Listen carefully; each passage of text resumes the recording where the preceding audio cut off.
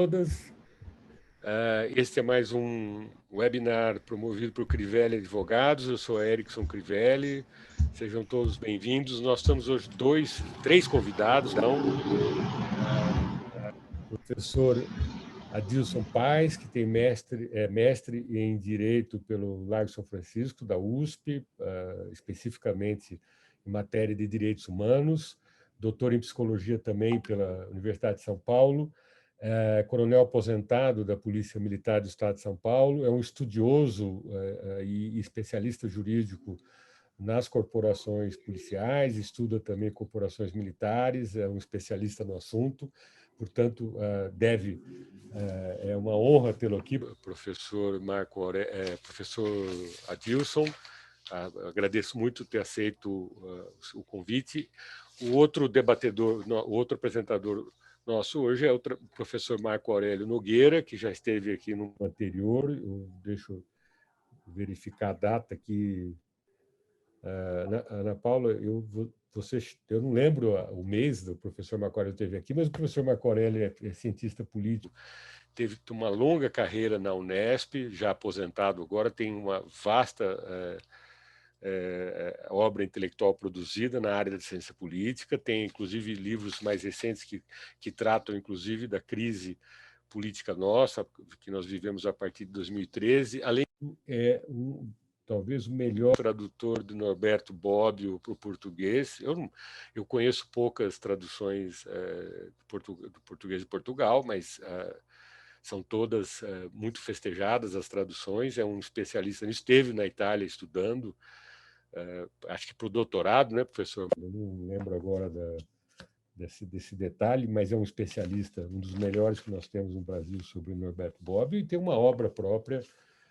E, além de tudo, é um colunista do jornal Estado de São Paulo, né?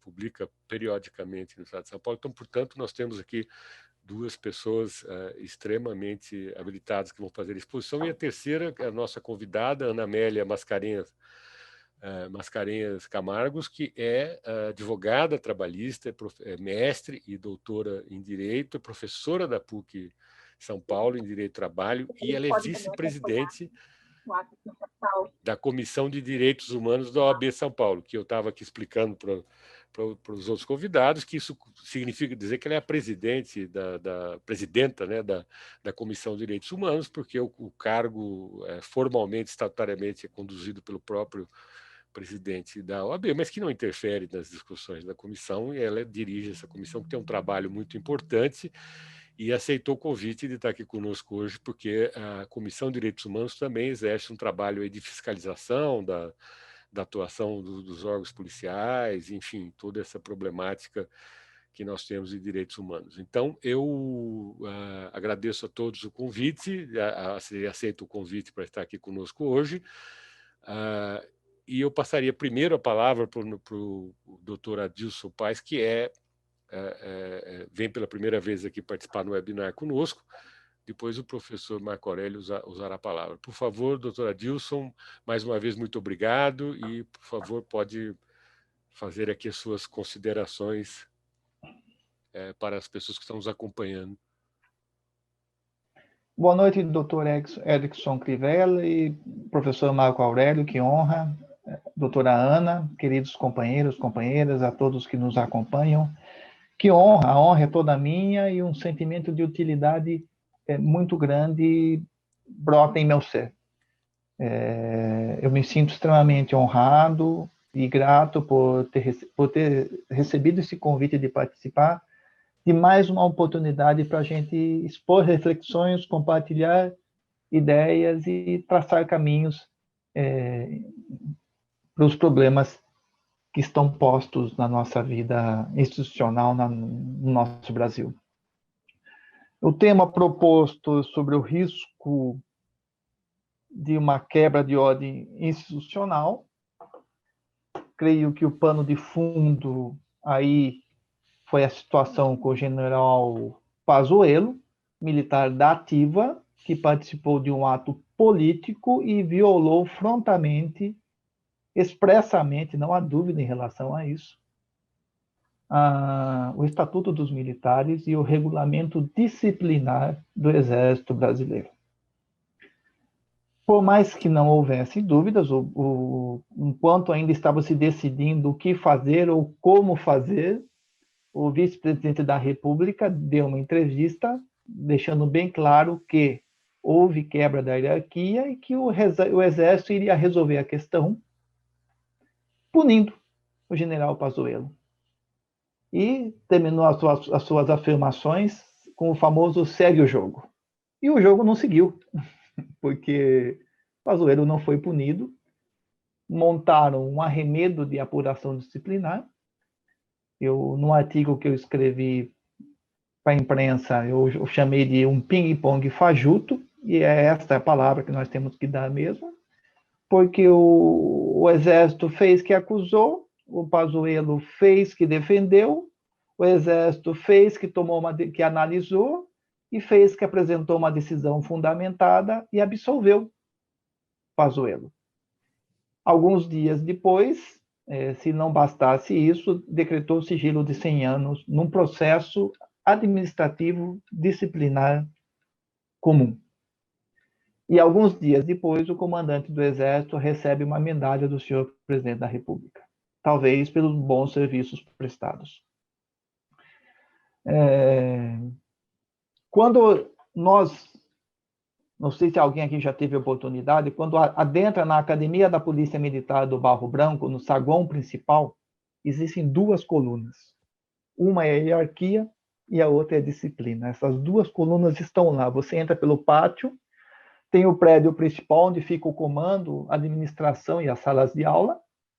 E logo que você chega no saguão principal, tem duas colunas: hierarquia e disciplina. Isso simboliza que a base da estrutura militar é a hierarquia e a disciplina. Eu falo isso da Polícia Militar do Estado de São Paulo, eu imagino, não conheço outras polícias do Brasil, mas eu imagino que também deve ter essa reverência à hierarquia e disciplina como base da organização. Eu nunca estive na AMAN, mas eu imagino que lá também deve ter alguma referência e reverência à hierarquia e disciplina.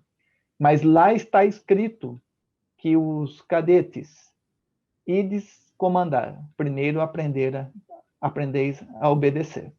Então, sempre tem uma referência à hierarquia e disciplina. Na nossa Constituição Federal, no artigo 142, expressamente diz que as Forças Armadas são instituições de Estado, instituições nacionais, apregoa lá quais são as suas missões constitucionais e expressamente está lá, inserido. Organizadas, fundamentadas na hierarquia e na disciplina. Ou seja, é um jogo muito claro, com todas as cartas na mesa, e onde os participantes sabem o que devem e que podem fazer e o que não devem e o que não podem fazer. O Exército tem um problema, tem vários problemas, né? Um sargento, em Minas Gerais, participou de um ato político de um deputado federal chamado Major Vitor Hugo, que é egresso das Forças Armadas, e nesse ato político ele fez duras reclamações sobre questões salariais e questões de promoção de sargentos. E um capitão, lá num batalhão, numa unidade do Exército de Minas Gerais, não sabe o que fazer. Porque existe uma sindicância, nem precisaria sindicância, porque sindicância é para apuração de fatos disciplinares complexos, para individualizar a conduta. Aí não tem fato disciplinar complexo, porque a conduta já está individualizada. O sargento participou de uma reunião militar da ativa e uma reunião de cunho político partidário. Eles não sabem o que fazer com esse sargento, porque se for seguir o rito do que foi feito com o Pazuello, tem que absolver o sargento. Se cumprir o regulamento disciplinar, tem que punir o sargento. Mas uma vez punido o sargento, não puniu o Pazuello. Então você tem dois pesos, duas medidas, e não há aqui como invocar que um se trata de oficial e o outro se trata de praça, um general e um sargento. Não há. O que há é o mesmo fato, militar da ativa participou de atividade política e fez, enfim, como não poderia participar.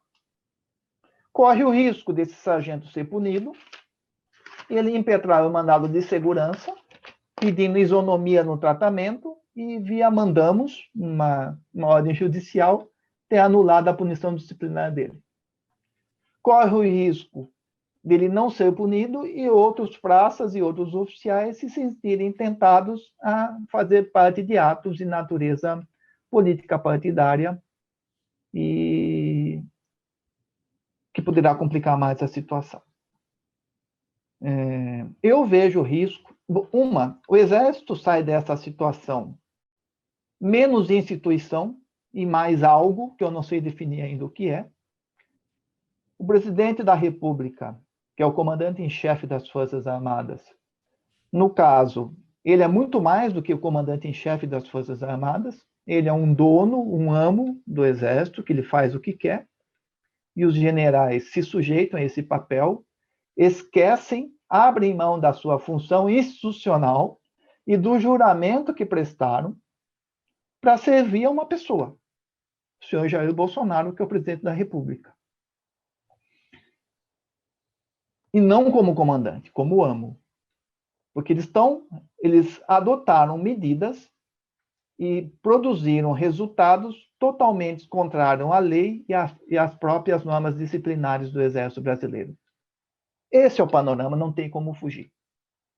O general Pazuello cometeu também um crime militar de natureza leve, uma pena prevista em lei de 6 meses a 1 ano, que é de inobservância de lei, regulamento e instrução. Qual? Estatuto dos Militares e regulamento disciplinar do Exército.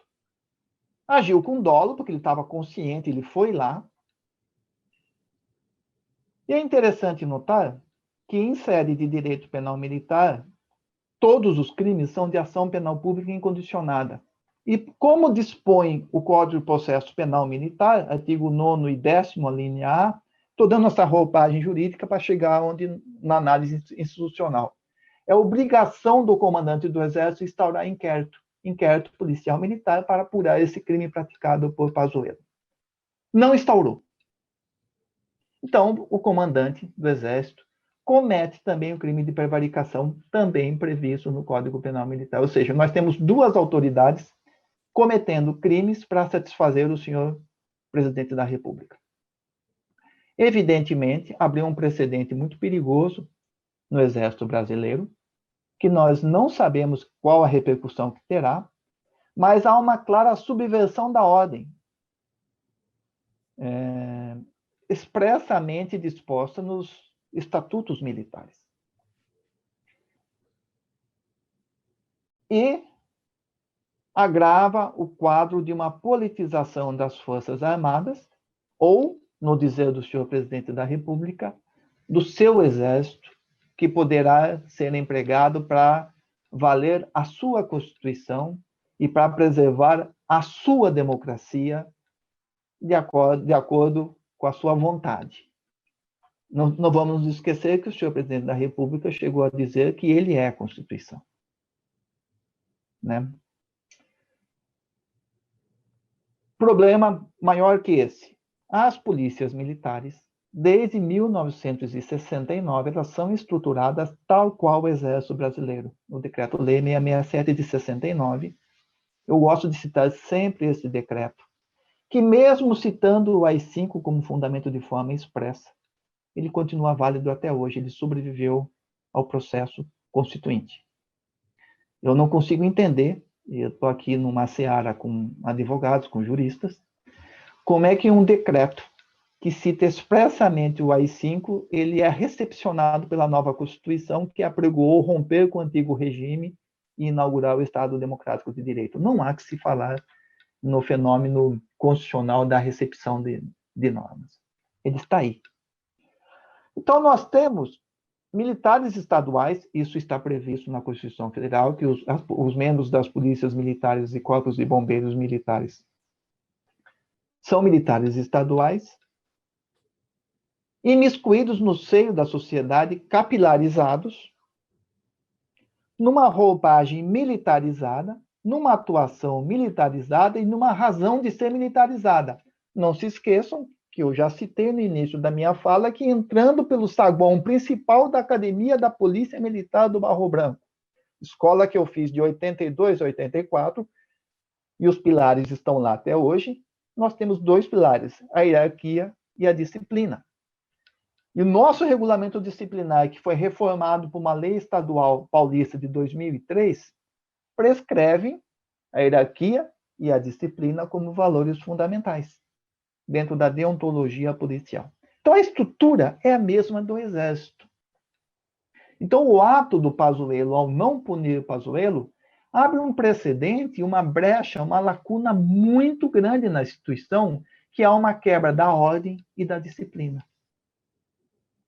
Onde qualquer pessoa pode se sentir encorajada a adotar uma atitude contra as normas para defender determinada posição política ou outra posição política.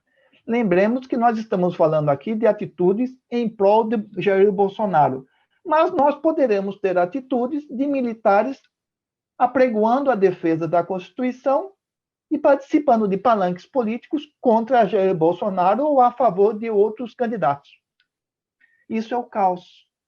Porque se o Exército é uma instituição permanente, visa proteger os poderes constituídos, se começa a se politizar, na pior expressão possível da palavra, ele poderá estar a serviço de determinados grupos que almejam atingir o poder ou se manter no poder.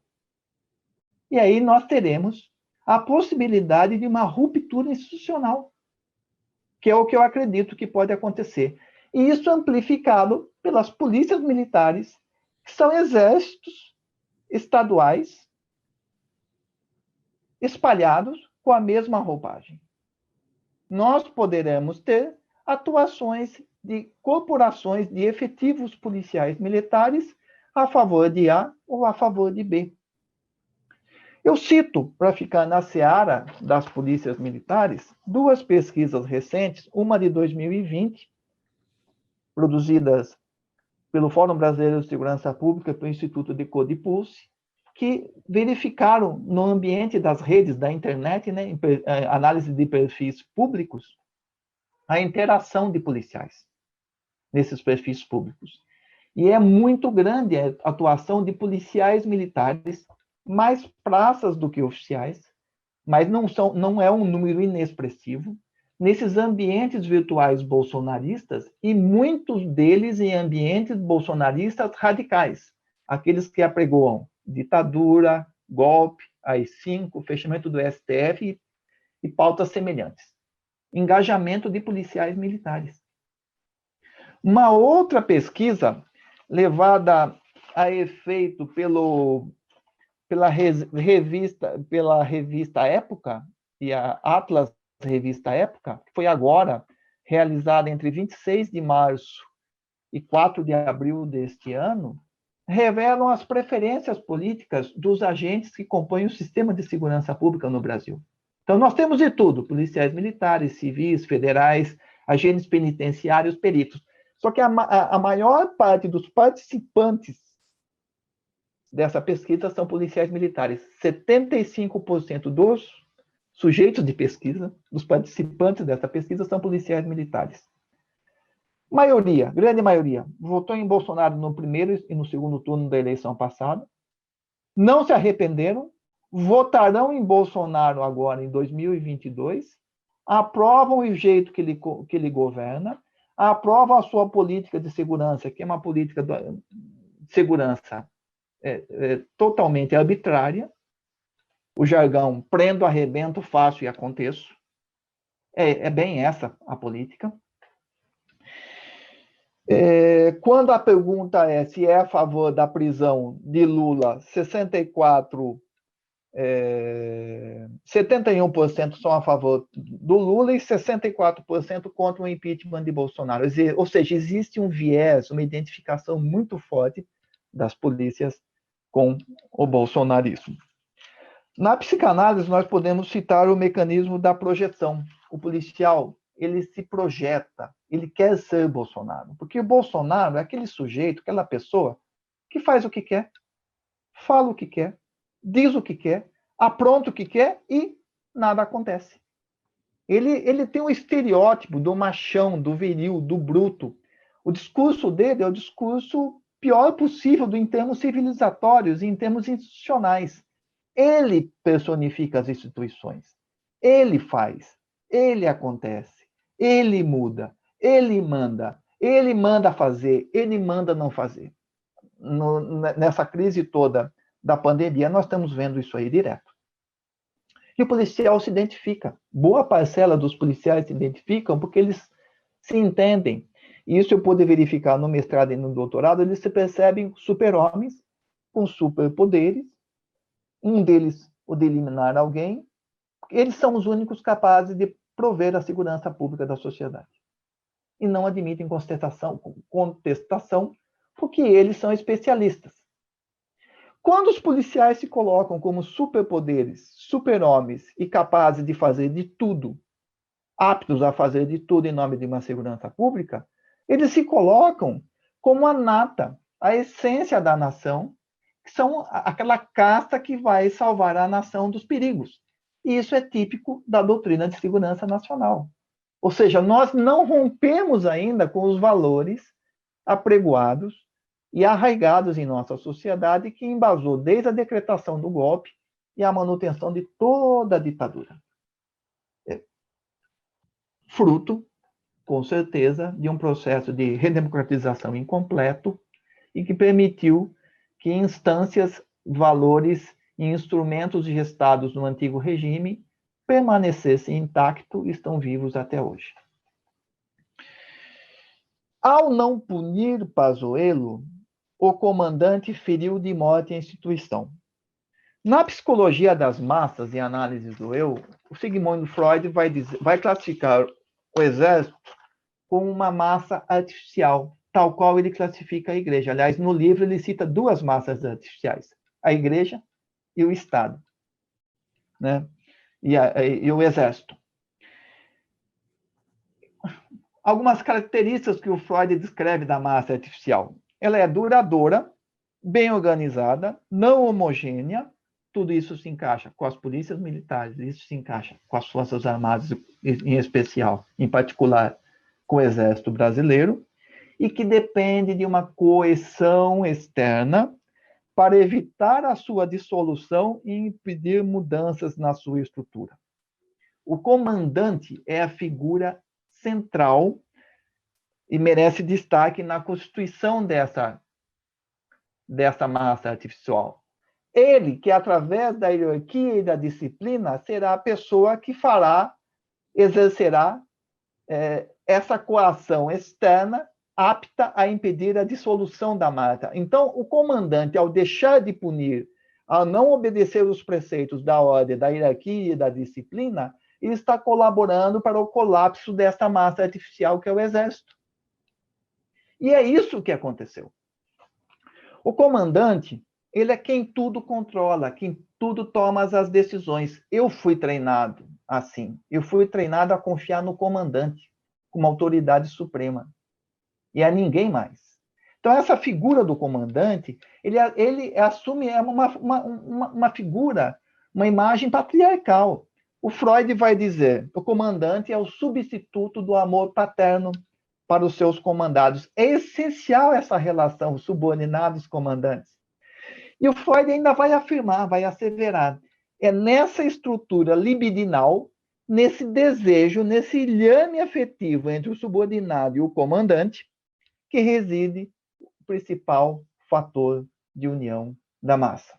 Se o comandante não exerce ou titubeia ao exercer essa coação externa, esse ilhame pode se enfraquecer e poderá provocar graves danos à existência e à estrutura da massa artificial. Como consequência, o que poderá ter? Segundo Freud, e no que eu concordo plenamente, humildemente eu concordo plenamente, desestabilização, desunião da massa, quebra da ordem e da disciplina, a existência da massa está em perigo. Ou seja, não foi um ato isolado, não foi um ato simples de resolver e nada está resolvido. Nós corremos a estrutura, a instituição Exército, na minha opinião, deixa de existir enquanto tal, porque ela está gravemente ferida nos seus princípios fundamentais, que é hierarquia e disciplina. Então, eu vejo, sim, o risco de uma ruptura institucional dentro do Exército, e eu vejo o risco, sim, de uma ruptura institucional no nosso Brasil, no ano que vem, principalmente, com o emprego de policiais militares simpáticos ao Bolsonaro, caso ele venha a perder a eleição. E, aliás, essa já é uma bola cantada por ele várias vezes. Eu não acredito, por exemplo, que as polícias militares sairão na rua, e no caso do estado de São Paulo, cercarão o Palácio dos Bandeirantes e prenderão o governador Dória. Eu não acredito nisso. Mas eu acredito numa repressão violenta, arbitrária a manifestantes que vão defender, por exemplo, a lisura do pleito eleitoral, a democracia, as eleições e a posse do presidente eleito. Nós já estamos vendo atuações seletivas de efetivos policiais desde o começo da pandemia. Quando os pleitos, as carreatas são contra o lockdown, a favor das ideias do Bolsonaro de concepção de pandemia, contra os governadores, os policiais acompanham esses movimentos, escoltam esses movimentos, não tomam providência nenhuma. Quando as manifestações são a favor das medidas restritivas, contra Jair Bolsonaro, contra as ideias professadas pelo presidente da República ou por bolsonaristas, existem episódios de atuação arbitrária e violenta de efetivos policiais. Nós tivemos em São Paulo, quando a Gaviões da Fiel, na Paulista, fez um ato defendendo a democracia. No mesmo dia e horário, manifestantes bolsonaristas foram para a Paulista. A polícia criou um cordão separando os dois.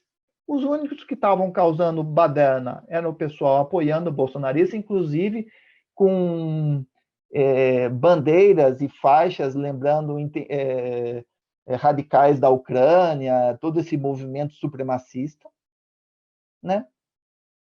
Contra quem que a polícia atuou? Contra o pessoal da Gaviões da Fiel, que estava defendendo a democracia. Então, evidente, uma atuação seletiva. E a última foi em Recife, né? Onde aconteceu o que aconteceu, ao arrepio da decisão do governador e do secretário de Segurança Pública, sendo que no dia 1º de maio, no mesmo local, teve uma manifestação a favor dos valores, das ideias professadas por Bolsonaro e nada de errado aconteceu. A polícia estava lá para garantir o direito de manifestação. Esse risco existe, os governadores estão temerosos, eu tenho certeza, porque eles não sabem até que ponto realmente eles comandam a polícia, até que ponto eles têm a polícia nas mãos, até que ponto eles serão surpreendidos com atitudes arbitrárias e violentas.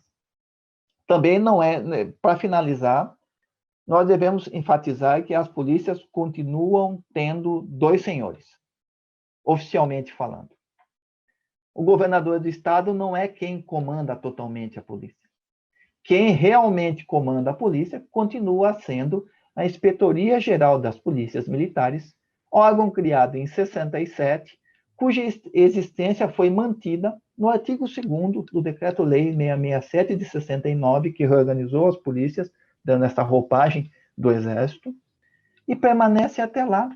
Esse órgão central de controle de emprego das polícias é o órgão que muitos autores definem como foi o marco da entrada das polícias nos postulados da doutrina de segurança nacional e foi a pedra de toque no processo de militarização das polícias. E nós temos até hoje essa estrutura, com as polícias periodicamente prestando contas à IGPM. O governador do estado, se hoje quiser aumentar o efetivo da polícia, mesmo que ele tenha todas as condições financeiras para tais e políticas para tais, primeiro ele tem que pedir autorização para o Exército. Senão ele não consegue aumentar o efetivo da polícia. Mesmo que ele seja o responsável para pagar, para custear tudo isso, mesmo que ele tenha dinheiro em caixa, ele tem que pedir autorização para o Exército, lá para a IGPM.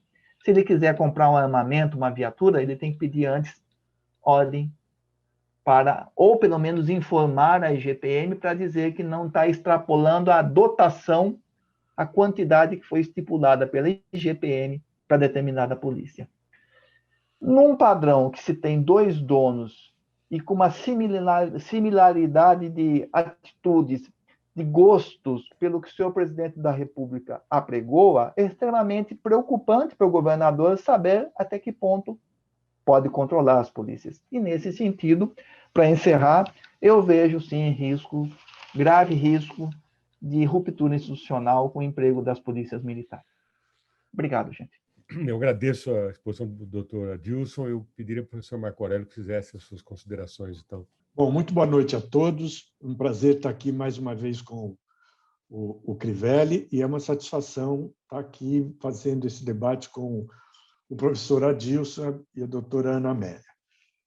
Eu tenho um enorme prazer de participar de debates, porque eu acho que o debate é sempre uma oportunidade de esclarecimento. E eu me sinto privilegiado aqui por estar falando depois da intervenção do professor Adilson, que foi muito esclarecedora e me ajudou muito a formar ou a reforçar uma ideia que eu tenho da situação grave que a gente está atravessando no país, por conta, em boa medida, dos pontos que ele apresentou aqui. Eu queria começar fazendo uma observação de caráter mais geral. Os militares sempre foram agentes políticos no Brasil, sempre tiveram atuação política. Cumpriram funções que foram decisivas para a estruturação do Estado Nacional.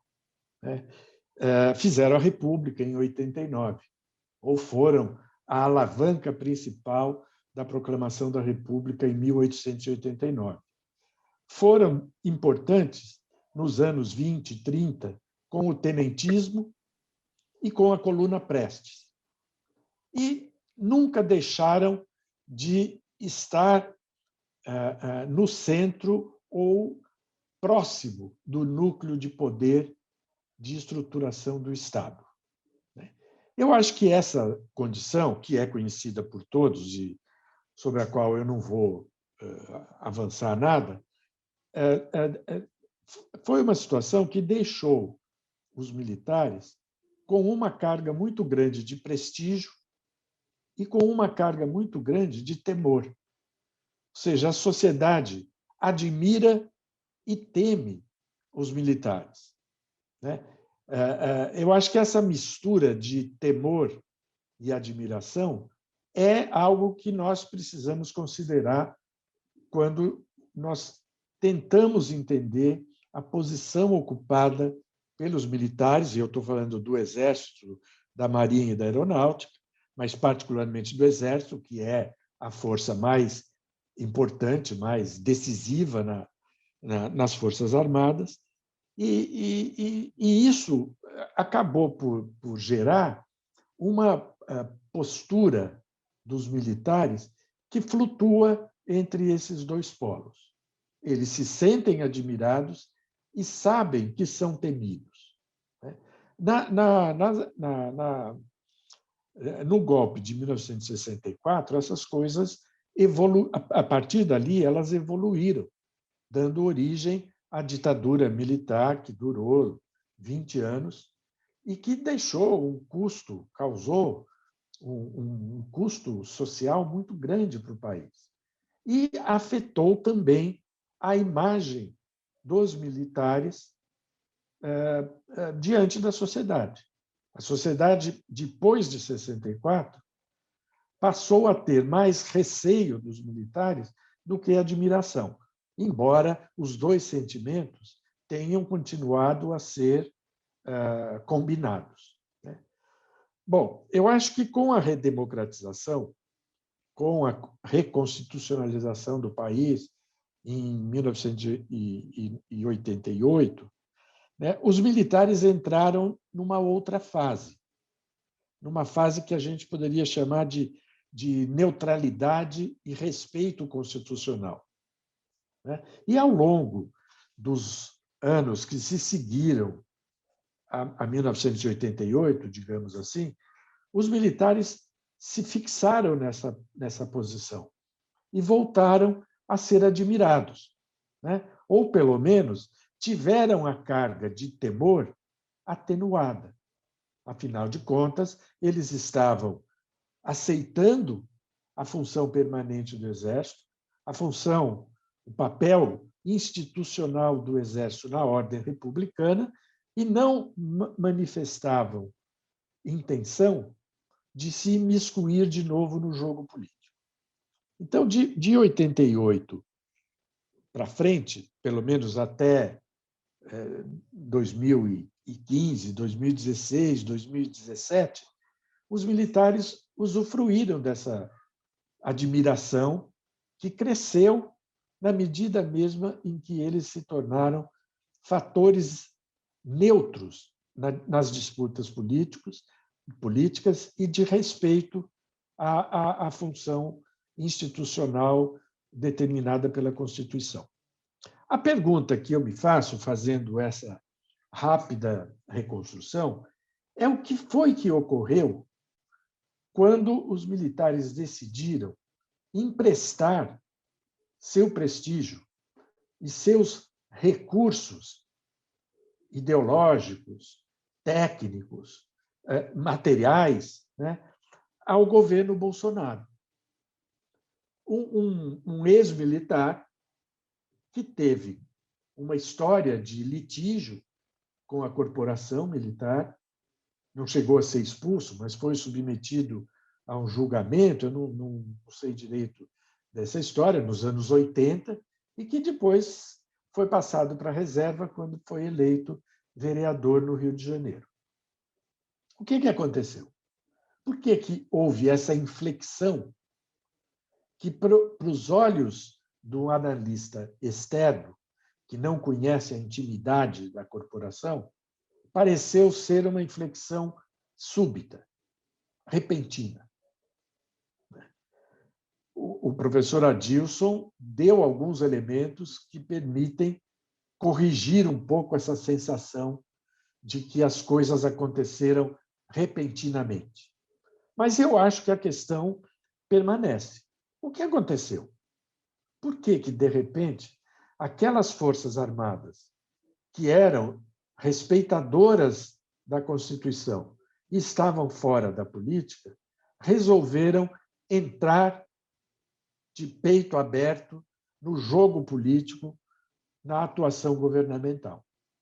Hoje são milhares de militares que dão sustentação técnica, operacional, material ao governo, né? O que é uma coisa, no mínimo, intrigante, né? Para não dizer ameaçadora. Eu fiquei pensando nisso e achei que poderia apresentar aqui algumas hipóteses para entender isso que, para mim, nessa conversa aqui, é um enigma. Eu não consigo entender essa inflexão, né?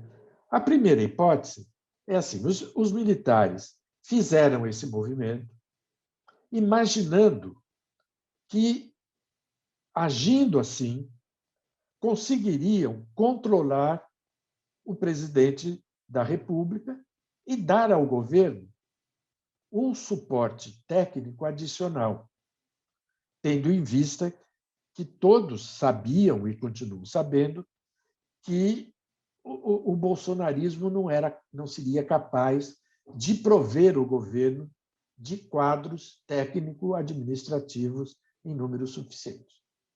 Então, essa é a primeira hipótese. Os militares foram ao governo, passaram a dar sustentação ao governo imaginando que seriam capazes de controlar o presidente e o seu movimento, né? Porque quando o presidente Bolsonaro é eleito, já há um movimento bolsonarista dando apoio a ele, né? Seja no plano físico, seja, sobretudo, no plano virtual, nas redes, né? A segunda hipótese seria a seguinte: os militares fizeram esse movimento porque foram seduzidos, ou se deixaram seduzir, pela perspectiva de empoderamento, ou seja, de aquisição de um protagonismo governamental de tipo salvacionista. Que protagonismo esse que seria impulsionado pelas virtudes militares da disciplina e da hierarquia, além, evidentemente, da sua boa formação, do seu saber técnico, né? Ou seja, foi uma espécie de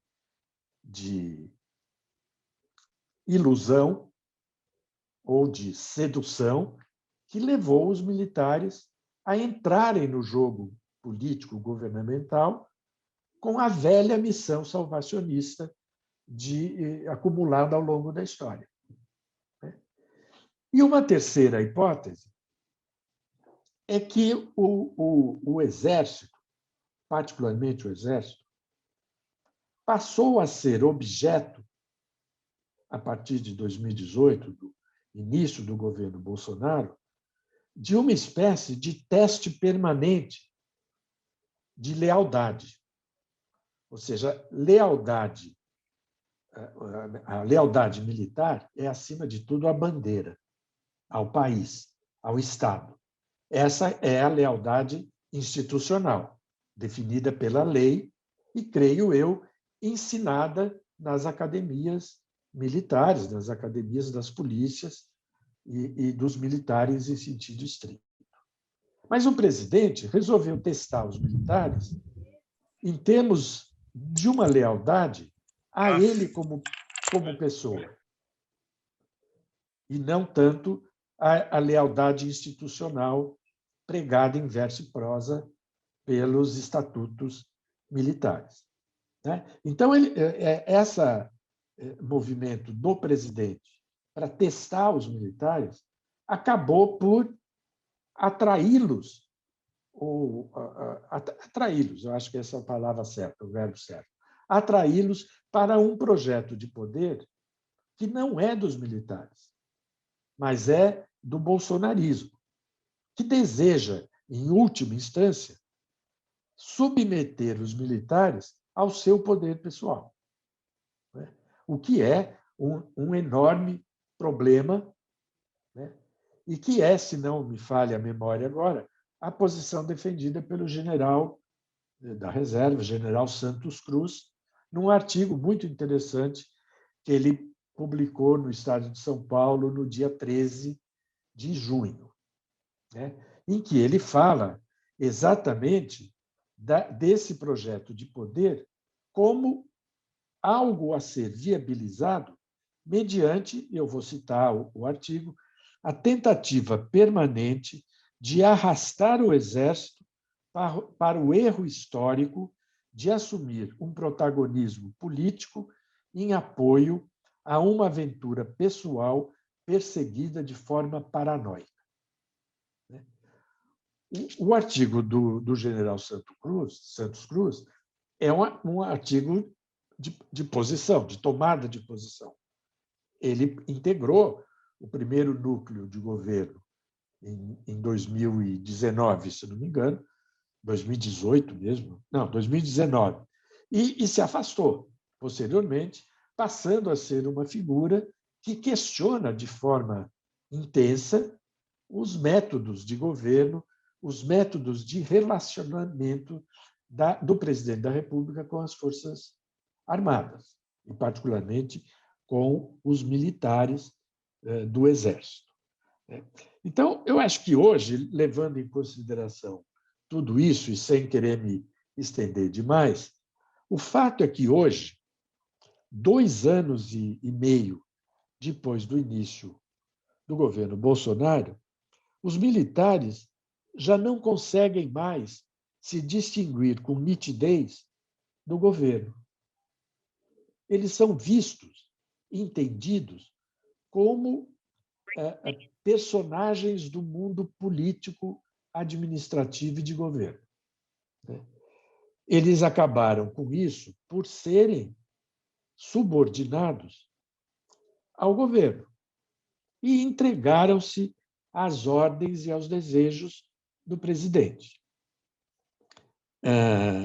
Ficaram com isso no centro das crises políticas, das crises administrativas. É evidente, creio eu, que é preciso chegar a essa conclusão que eu estou chegando aqui com cautela, porque eu volto a dizer, há mais coisas no céu do que os aviões de carreira, no caso das Forças Armadas. A gente não domina tudo aquilo que acontece no interior da corporação. Há muita coisa ali que não vem a público. Então, nós precisamos tomar cuidado com as afirmações. Levar em conta, por exemplo, as afirmações do ex-ministro da Defesa, o Raul Jungmann, que vê com olhos mais céticos essa entrega dos militares ao projeto pessoal de Jair Bolsonaro.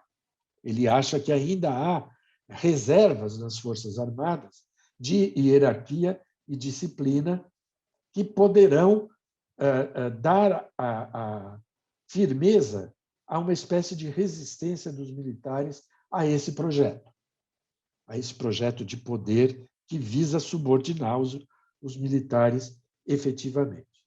A consequência mais grave disso tudo, independentemente da necessidade de se ter cautela nas conclusões, é que hoje os militares, como bem disse o professor Adilson, estão correndo o risco da erosão institucional. Estão correndo o risco de perda da imagem de admiração, digamos assim, de que usufruíram na história brasileira. A conduta militar estampada na figura do general Pazuello é uma verdadeira tragédia para a imagem militar. Porque o Pazuello não só foi um péssimo ministro da Saúde, como ele foi não só um negacionista, assim, sistemático, como uma pessoa que teve uma conduta dúbia na CPI do Senado. Para não dizer que ele faltou com a verdade nos depoimentos que ele fez na CPI. É uma figura que não agrega valor aos militares, muito pelo contrário. E a presença de milhares de militares, eu não sei o número, num governo que está maltratando a população, que não está conseguindo tirar o país do buraco, não é, de modo algum, vantajosa nem para a imagem, nem para a posição institucional do Exército. Então, o risco de erosão é real. E, erodindo o Exército, irão junto às polícias militares. Eu não vou repetir aqui o que o professor Adilson disse. Eu termino fazendo uma pergunta para mim mesmo. O que nós podemos esperar agora, a partir de agora, tendo em vista o ano de 2021, que ainda resta, e, sobretudo, o ano de 2022, com as eleições e a troca, ou não, a renovação do governo? Bom, eu acho que, tirando o fato, também já afirmado pelo professor Adilson, de que a erosão institucional das Forças Armadas acarreta a quebra de disciplina e de hierarquia, especialmente depois do caso Pazuello, e até mesmo um pouco antes, né, Adilson, quando o presidente demitiu os comandantes das Forças Armadas, né, atropelando certas praxes e forçando uma situação de tensionamento entre governo ou presidente da República e Forças Armadas, né? Então, eu acho que isso pode, sem dúvida nenhuma, tudo isso, acarretar uma repercussão muito negativa para a arquitetura institucional de todo o Estado, não apenas das Forças Armadas, né? Ou seja, isso pode bagunçar o coreto estatal no Brasil, transformar o Estado brasileiro numa coisa mais confusa do que ele se tornou nesses últimos dois anos e meio, né? Bom, eu acho que, dada o peso do Exército Brasileiro, as tradições do Exército Brasileiro, não é muito simples constatar o risco de uma aventura chavista, como o general Santos Cruz afirmou aqui. Ou seja, uma derivação em massa e disciplinada dos militares para o projeto bolsonarista. Eu não consigo ver isso como uma coisa simples, que já está dada como inscrita nos fatos políticos em curso, né? Eu acho que as Forças Armadas, eu quero acreditar nisso, inclusive, tem muito mais hombridade, para usar uma palavra cifrada, né? Tem muito mais orgulho próprio do que algo que as levaria a uma submissão tão precária a um governo que é, por sua vez, muito precário, mesmo que ele venha a ter o apoio do bolsonarismo, que o bolsonarismo cresça, coisa que, de resto, eu, pessoalmente, não acredito que venha a acontecer. Então, eu termino mesmo com isso, é que, para que haja esse projeto chavista, para que esse projeto chavista se materialize, ganhe corpo e aumente a sua possibilidade de realização, eu acho que a pergunta-chave não deve ser dirigida aos militares, mas deve ser dirigida aos democratas. A questão toda é assim: o que os democratas devem fazer para evitar essa erosão institucional e essa derivação chavista dos militares? Eu acho que é para eles, democratas, para nós, vamos dizer assim, que a questão precisa ser encaminhada. O enigma todo está aí, está no mundo da política. Por mais que o mundo militar tenha a sua autonomia e tenha a sua relevância institucional e como ator político. Mas é no campo da política, da capacidade que tiverem os democratas de interagir entre eles de uma maneira mais inteligente, de uma maneira menos personalista, de uma maneira menos populista, que nós teremos condições de responder a esse problema, que é o problema de evitar o risco de erosão das Forças Armadas e de erosão institucional do Estado brasileiro, porque ambas estão em curso, né? A presidência Bolsonaro é uma obra de demolição institucional, né? E isso tem que ser freado de alguma maneira. E eu, pessoalmente, aposto que a chave para isso ser feito, esse bloqueio desse projeto insano acontecer, é a unidade dos democratas. O bom senso que a unidade dos democratas traria consigo. Ou seja, o que eu chamo de bom senso? Redução da competitividade entre as forças democráticas, das disputas entre as forças democráticas, que são quase sempre disputas meramente eleitoreiras, por espaços de poder a partir dos quais pouca coisa pode ser realizada, e que não tem nenhum efeito em termos de união nacional, em termos de pacificação do país, porque o país não seguirá em frente nesse mar tão revolto em que nós estamos vivendo desde 2, 3, 4 anos para cá. Desde o impeachment da Dilma para cá, o Brasil virou um mar revolto. Com a pandemia, isso virou um tsunami, né? E isso é algo que coloca em risco a nossa vida presente e o nosso futuro, né? Então, a pergunta, e eu termino dizendo isso, né, é aos democratas. O que nós, democratas, e particularmente os políticos da vida democrática, dos partidos democráticos, deverão fazer para evitar essa tragédia que está anunciada, mas que poderá ser freada, bloqueada, se houver bom senso e mais unidade entre os democratas. Obrigado, Crivelli, obrigado aos colegas de debate por essa oportunidade. Professor Marco Aurélio, eu que agradeço a excelente exposição. Professora Ana Amélia, agora cabe-lhe a tarefa nada fácil de interrogar essas duas exposições brilhantes que foram feitas aqui. Por gentileza, doutora Ana Amélia. Obrigada, Crivelli. Bom, primeiro, boa noite a todas e todos. Quero agradecer o Crivelli, amigo de longa data, o democrata Marco Aurélio Crivelli, amigo de longa data, né, Crivelli, de juventude, por essa oportunidade de estar aqui conversando com todos vocês.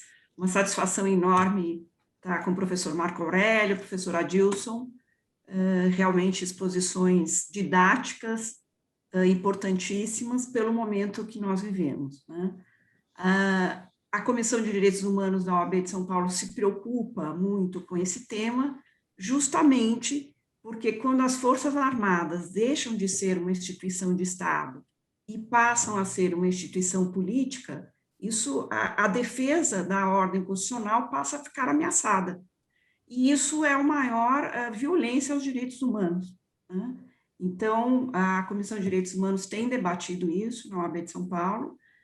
Inclusive, a Comissão de Direitos Humanos, junto com mais 11 comissões da OAB de São Paulo, fez um estudo, fez pareceres, entregue para a diretoria da OAB, com relação a propostas para a diminuição da letalidade policial, da Polícia Militar, pela preocupação que tem causado a violência da Polícia Militar, e aí também relacionado a várias questões e aspectos levantados pelos dois expositores, principalmente essa violência contra a população negra.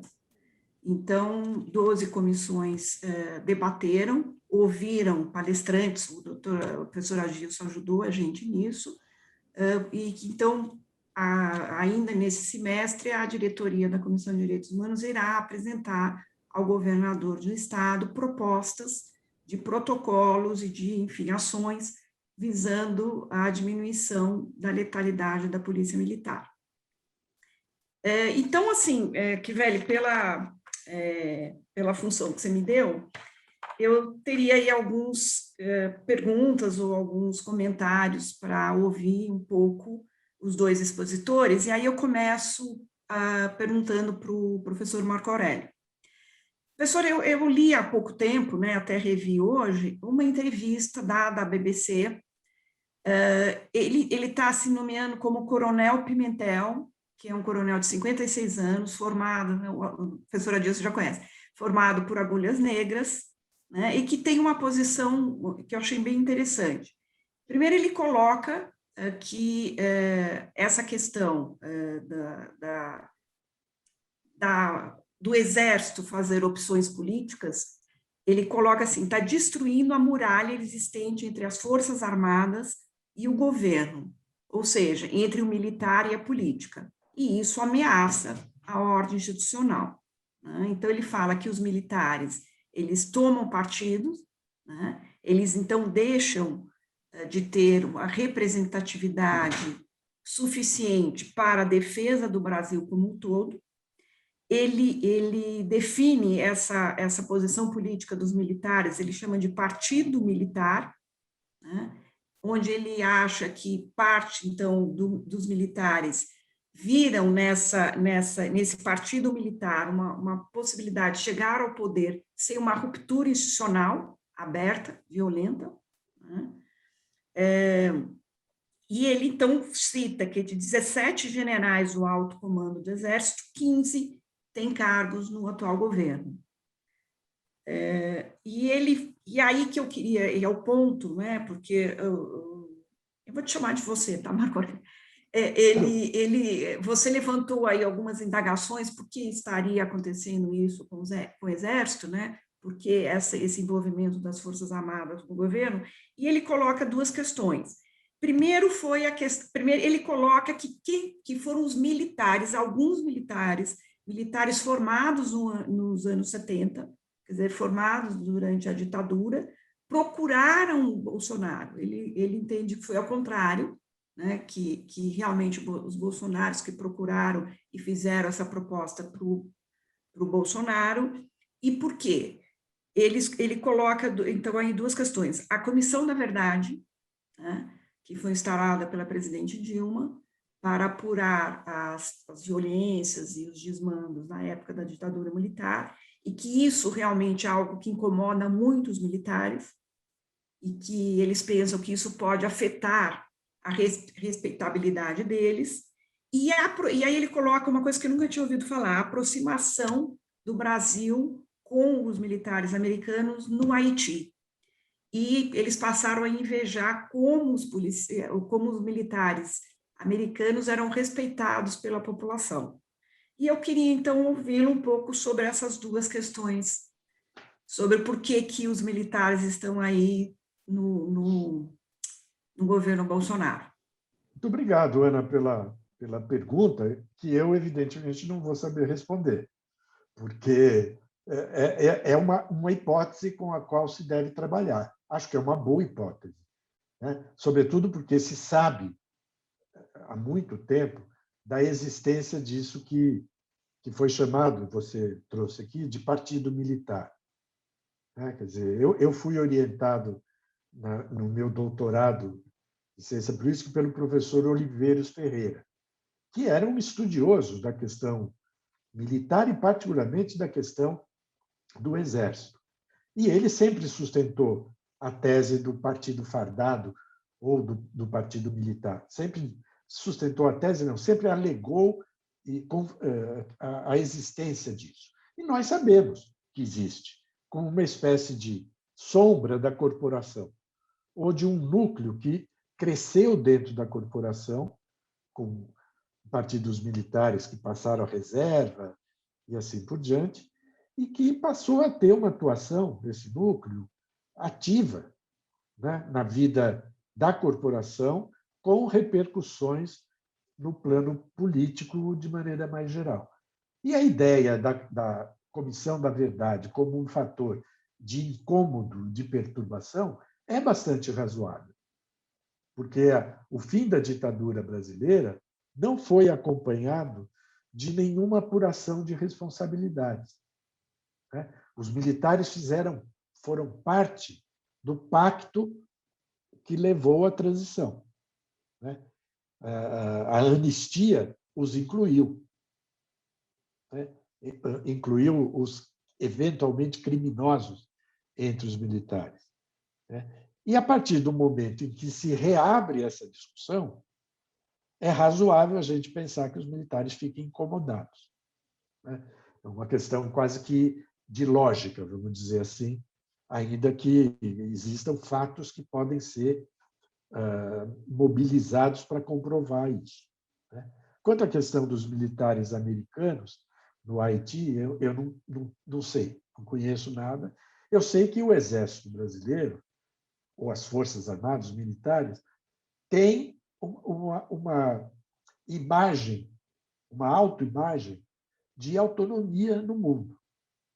Eles podem admirar os americanos, admirar exércitos de outras nações, mas eles prezam a sua capacidade e tal. Então, se eles foram preteridos pelos haitianos em relação aos americanos, eles podem ter ficado mordidos, digamos assim, incomodados com a situação. Mas isso, a rigor, não seria motivo para eles fazerem parte de um movimento político como o do Bolsonaro. A primeira hipótese, a primeira questão, o primeiro lado, me parece mais razoável. O fato é que nós temos aí essa entrega dos militares. Se foi o partido militar, o partido fardado, que se movimentou para criar o bolsonarismo, ou para ajudar a criar o bolsonarismo, porque o germe do bolsonarismo estava posto na vida nacional desde sempre. Essa coisa grosseira, essa coisa autoritária, sempre teve núcleos na vida nacional que deram apoio a isso. Então, mas se os militares fardados impulsionaram isso, eles conseguiram arrastar a parte que não é do partido fardado, a parte que é do partido institucional, vamos fazer essa distinção. E, com isso, criaram a confusão toda.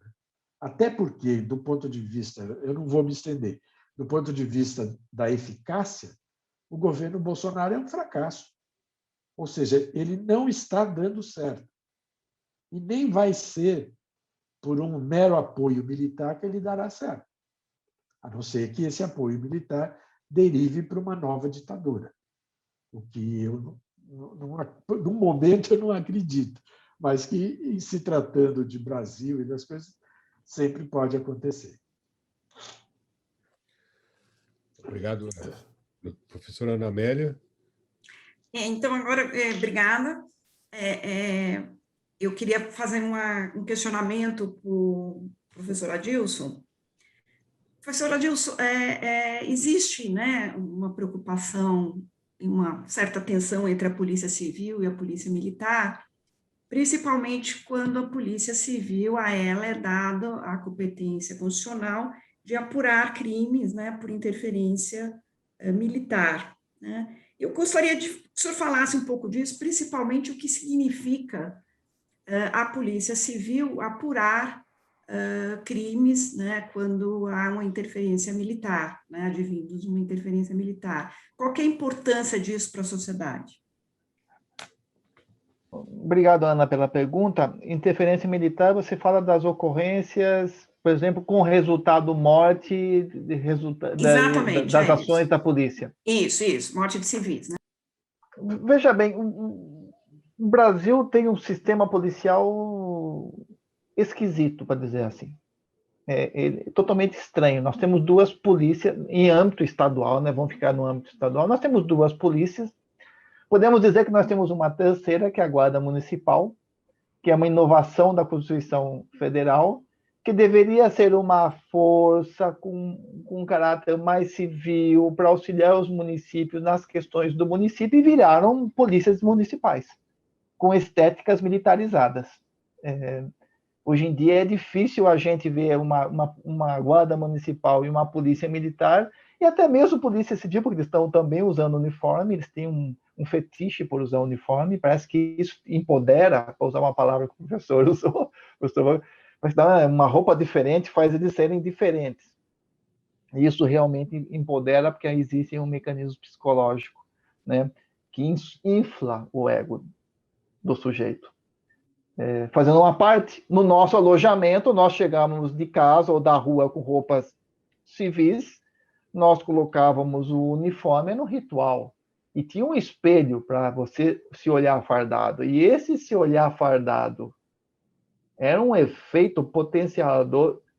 Mais de 30 anos depois, estudando psicologia, há uma inflação egóica aí, que você se acha muito mais do que você realmente é, e o fio condutor disso tudo foi você trocar uma roupa comum por um uniforme. Então, nós temos esse fenômeno nas guardas municipais também, que abandonaram a sua razão de ser e são polícias estaduais. Mas, ficando nas polícias militares e civis, nós temos duas polícias que competem entre si, que não se confiam, que não colaboram e que vivem uma relação de uma coexistência pacífica, mas sempre tentando ver como é que uma passa a perna na outra e adquire vantagem e prestígio.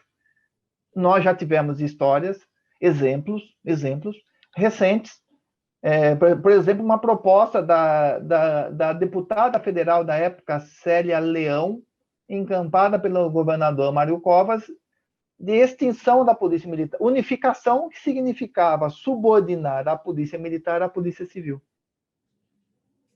Então, virou uma questão corporativista, digamos assim, no sentido de dar um efetivo controle civil à Polícia Militar. Não prosperou.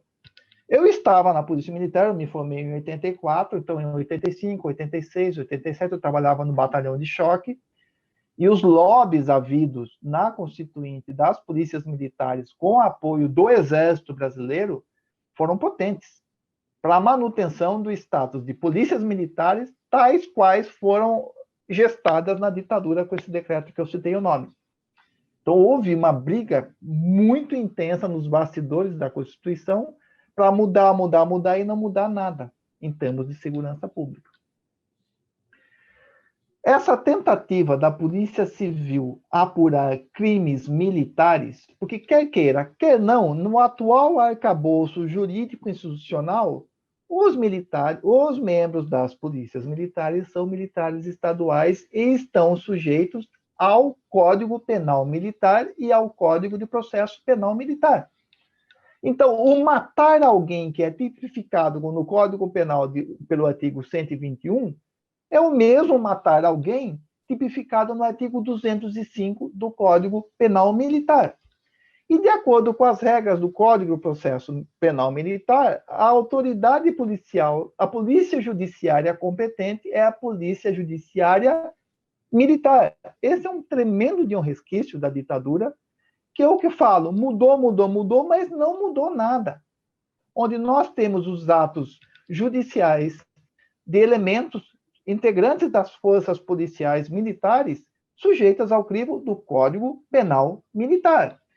E durante o governo Temer, por conta das ações de GLO, visando proteger os militares das Forças Armadas empregados em atividades de policiamento, operou-se uma alteração do Código Penal Militar, onde crimes que antes eram de natureza civil, exemplo, abuso de autoridade, mesmo que praticados em concurso formal, ou seja, a mesma ação delitiva ocasionou na prática 2 ou mais delitos, passou também a ser apurado na égide do Código Penal Militar, ou seja, hoje houve uma ampliação dessa militarização dos ritos de apuratórios das práticas de crime praticados por policiais militares. Ou seja, nós temos aí o que muitos autores vêm sustentando de uma hipermilitarização da sociedade e das instâncias de possíveis controles da ação policial. Quando o governador, tentando de alguma maneira conter a letalidade policial, baixa um ato normativo, no caso, uma resolução, se não me engano, e dá poder ao DHPP para instaurar inquérito e determina que as ocorrências com mortes da Polícia Militar sejam apresentadas no DHPP, que será a autoridade policial competente para instruir o inquérito e oferecer os elementos probatórios ao Ministério Público, ele está tentando uma medida extralegal, porque não é esse o arcabouço constitucional jurídico, para tentar controlar a letalidade. Tanto é que o DHPP não consegue conversar com a Corregedoria da Polícia Militar para conseguir elementos de prova ou compartilhar provas, porque da mesma maneira que é instaurado um inquérito no DHPP, de cunho civil, na jurisdição civil, é instaurado um inquérito policial militar na Polícia Militar, geralmente na Corregedoria, podendo ser no batalhão da área, em razão da competência determinada em razão do local. Né? Uma das hipóteses de fixação de competência para atuar. Então, nós temos aí 2 inquéritos, o inquérito policial militar e o inquérito da Polícia Civil. Vira e mexe, nós temos escaramuças jurídicas tentando um derrubar o outro para fixar a competência entre, não, a competência é do DHPP, porque, em suma, como os crimes dolosos contra a vida são de competência do Tribunal de Júri, logo a competência civil está estabelecida desde a apuração. Essa é uma interpretação dada por quem defende que deve ser o DHPP. Os militares falam, aplica-se o artigo 9º e 10º do Código de Processo Penal Militar, que fixa-se quem é a autoridade competente para apurar os crimes militares e quais as providências que deve tomar desde então. Desde a realização do inquérito, oferecimento da denúncia, atuação do Ministério Público que atua na Justiça Militar e até o rito do processo, até a prolatação da sentença. Nós tivemos uma sentença em habeas corpus, que agora há pouco tempo foi derrubada, conferida por um juiz da primeira auditoria do Tribunal de Justiça Militar, derrubando essa resolução, onde o habeas corpus não seria, normalmente falando, o veículo competente para questionar isso. Mas o juiz concedeu a ordem e teve que ser desconstituído depois de muito tempo no tribunal, na segunda instância do Tribunal de Justiça Militar. O que eu quero dizer é que existem escaramuças. E se há escaramuças, evidencia cada vez mais que não há unidade. O governador, através do secretário de Segurança Pública, tentou, de alguma maneira, controlar a letalidade, entregando para a Polícia Civil, ou seja, alguém de fora da Polícia Militar, para apurar os crimes, notadamente os que têm morte, porque ele não confia, porque ele sabe que o que for praticado na Polícia Militar demora, e, via de regra, não fornece os elementos probatórios competentes suficientes para embasar 1. Oferecimento de denúncia, 2. Oferecimento de pronúncia, 3. Uma condenação no júri. As estatísticas comprovam que o Tribunal do Júri tem absolvido muito mais do que condenado policiais militares que, durante o serviço, o exercício da sua função, matam.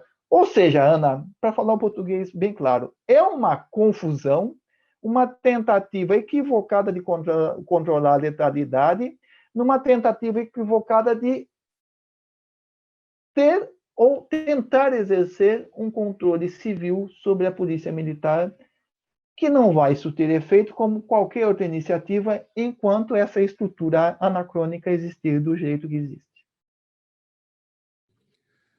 Obrigado, doutora Adilson. Professora Ana Amélia, você gostaria de fazer mais alguma? Eu acho que a gente podia abrir as perguntas, né? Perfeito. Tem tanta gente aí, talvez. Perfeito. Então, Vitor Nuzzi, por gentileza, está aqui inscrito para fazer a sua pergunta. Boa noite a todos, doutor Crivelli, e muito interessante, né, as explanações. É sobre uma fala do professor Marco Aurélio, mas é uma pergunta que vale para os três, sobre a questão das Forças Armadas serem mais temidas do que admiradas. Nos últimos anos, não só de 2018 para cá, até um pouco antes, a gente passou a ver várias manifestações públicas defendendo a volta do regime militar, a volta do AI-5, até uma expressão que se tornou popular, mesmo contraditória, intervenção militar constitucional, seja lá o que for isso. Apesar de serem grupos aparentemente minoritários nas ruas, né, esse tipo de reivindicação parece ter uma certa ressonância, e acho que também o Bolsonaro se aproveita disso na sua gestão do dia a dia. Então, eu gostaria de saber dos senhores se esse tipo de pedido de volta da ditadura, que eles dizem não ser ditadura, encontra eco no meio militar e mesmo no sistema político. Acho que é isso. Obrigado. Obrigado, Vitor. Quem gostaria de... Como o professor Marco Aurélio, por gentileza, poderia formular seus comentários? Posso sim. É uma boa pergunta tua, viu, Vitor? Eu não tenho grandes elementos para confirmar o quanto que há de repercussão. Não sei, né? Mas eu diria que, para as Forças Armadas, esse tipo de apelo é mais um desgaste do que uma vantagem, né? Porque, de certo modo, isso faz com que se faça um retorno a um passado que é muito controvertido no que diz respeito ao papel, à atuação dos militares no Brasil.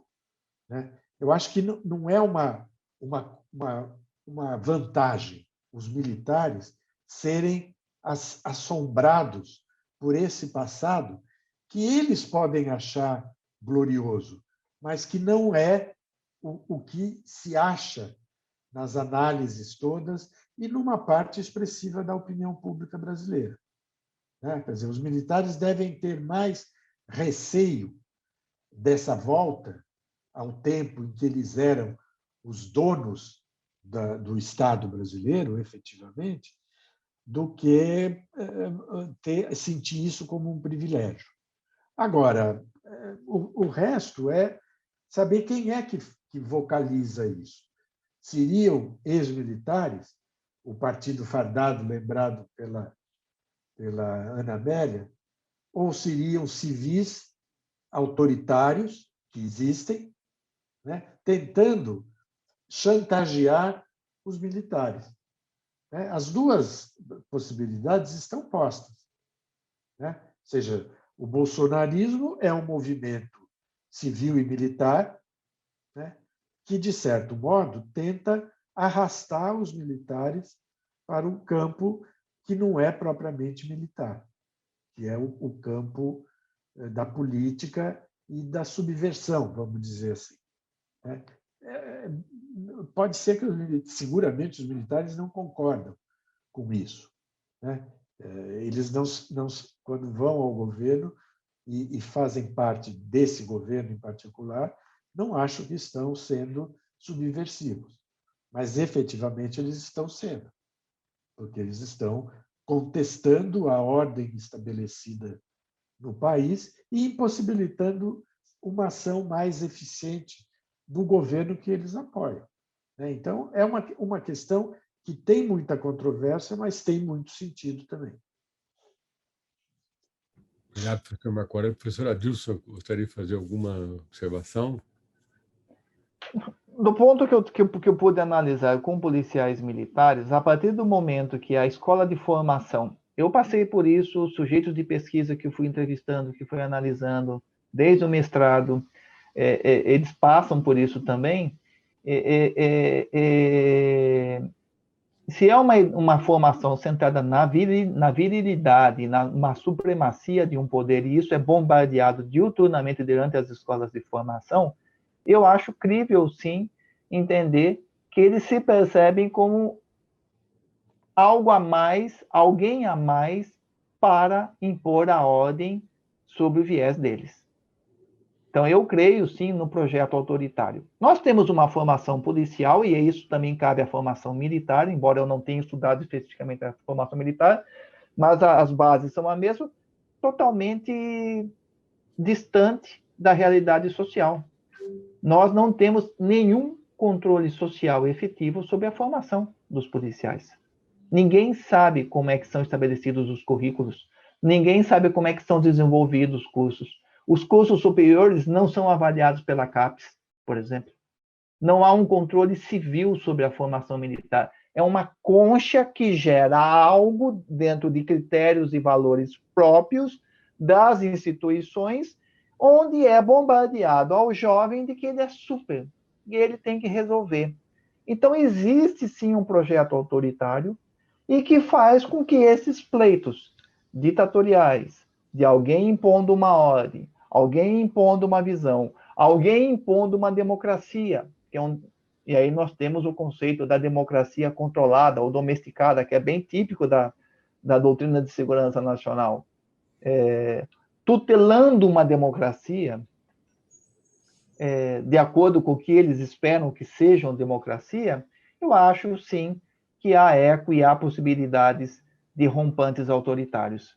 Porque eu acho que os alunos, os policiais militares e os militares, eles são formados dentro desse viés.